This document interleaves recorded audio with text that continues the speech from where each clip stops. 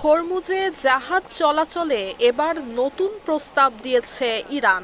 Tehran বলছে, বাণিজ্যিক জাহাজগুলো যদি প্রণালীর ওমান অংশ দিয়ে চলাচল করে তাহলে সেগুলোর উপর তারা হামলা চালাবে না। তবে এই প্রস্তাব কার্যকর কেবল তখনই হবে যখন যুক্তরাষ্ট্র ইরানের শর্তগুলো মেনে নিতে প্রস্তুত থাকবে।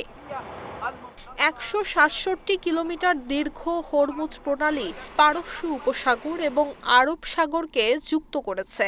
বিশ্বের মোট জ্বালানি তেল এবং তরল গ্যাস সরবরাহের একটি বড় অংশ এই পথ দিয়েই পরিবাহিত হয়। তাই এই হরমুজ প্রণালী বৈশ্বিক জ্বালানি বাণিজ্যের জন্য অত্যন্ত গুরুত্বপূর্ণ। বাংলাদেশ, ভারত এবং পাকিস্তানের মতো দেশগুলোর জন্য এটি বিশেষভাবে গুরুত্বপূর্ণ, কেননা তাদের আমদানি করা জ্বালানির বড় অংশই আসে এই পথ দিয়ে।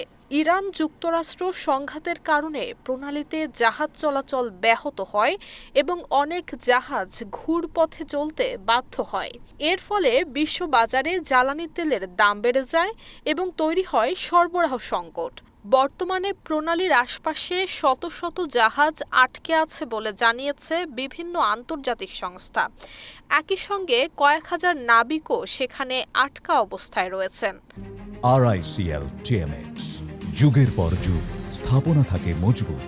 বিশেষজ্ঞরা বলছেন, নতুন এই প্রস্তাবে পরিস্থিতি কিছুটা স্বাভাবিক করার চেষ্টা হলেও এখনও বড় অনিশ্চয়তা রয়ে গেছে। কারণ ইরান এখনও স্পষ্ট করেনি তারা প্রণালীতে স্থাপিত মাইন অপসারণ করবে কিনা। এদিকে প্রস্তাবটি যুক্তরাষ্ট্রের কাছে পাঠানো হয়েছে, তবে হোয়াইট হাউস এখনও এ বিষয়ে আনুষ্ঠানিক কোনো মন্তব্য করেনি। নুসরাত জাহান মেহেক, ঢাকা পোস্ট।